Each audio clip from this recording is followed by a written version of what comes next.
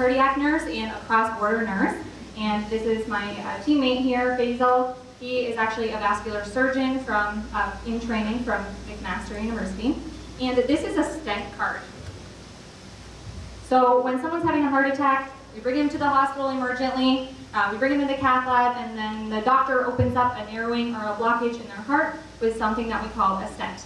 As the nurse, I write this stent information down, where it's located, I place a sticker on this card, and I give it to the patient before they leave the hospital and tell them it's very important that they do not lose it.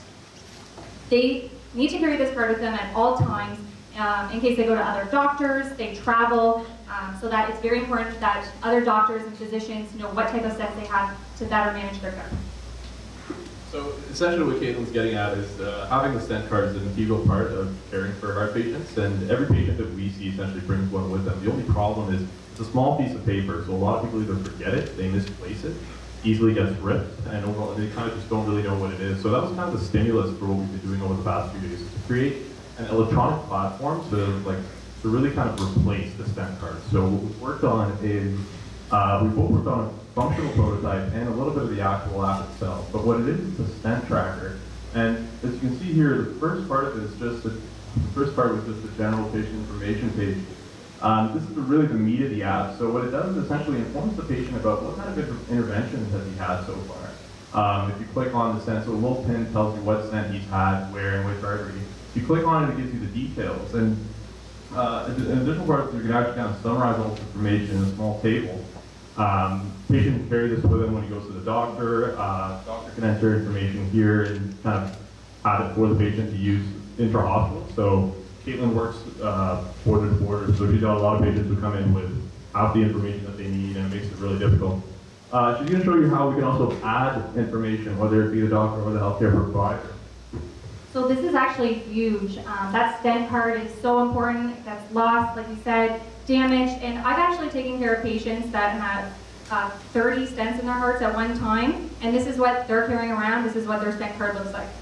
Nobody wants to carry that. So this move towards something mobile is huge. We actually have a prototype that's actually, not a prototype, an actual app, thanks to our great programmers that's actually working. So if you hit add here, as the nurse in the recovery area, I would enter all of this information for the patient, hit save, and then it's very easy for the patient to see where the stent is located in our heart, and a quick chart there. So ultimately, as you guys can see, dealing with heart care is probably one of the most important parts of people's healthcare, and the fact that we're using a small piece of paper to track this kind of stuff is a little bit disconcerting. Hopefully by adopting something like that, we can have a consistent platform for people to ensure that the doctor knows what kind of interventions the patients have had. What we need is funding to further develop the app and mentorship to make it profitable. Thank you.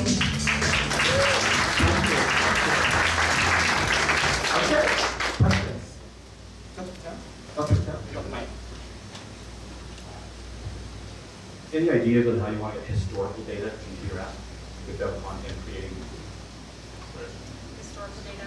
Sorry, historical data with regards to the patients who have. So this is actually a prospectively filled out information. So it's essentially filled out. So when a patient gets an intervention, they usually store this on a piece of paper, and it gets stored in the patient's chart. Instead of doing that, or in addition to doing that, what they would do is they would store it in the app. So we kind of just create an interface for a physician. We're not going to retrieve the data retroactively. That would be an ambitious thing, but that's something that we can do. So one idea for historical data would be to, at a follow-up appointment, any patients that do have all of their stent cards, they could bring it to their follow-up appointment, have the nurse or the doctor then enter it to update it and then get rid of those cards. Or eventually, with commercialization, we'd like to have this talk with an EMR and then have any past stents that have been stored or whatnot be downloaded into the app. Well, two questions. One, the cards. Isn't the card approved as part of the product by the FDA? You mean the card itself? Yeah. So the card doesn't serve anything more than just a way to write down the information.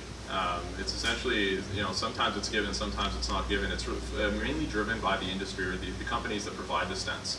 So it's essentially also a little bit of a form of advertising, and a little bit of a form to store information. But it's my not. sense is that even inserts have to be approved, especially class 3 medical devices.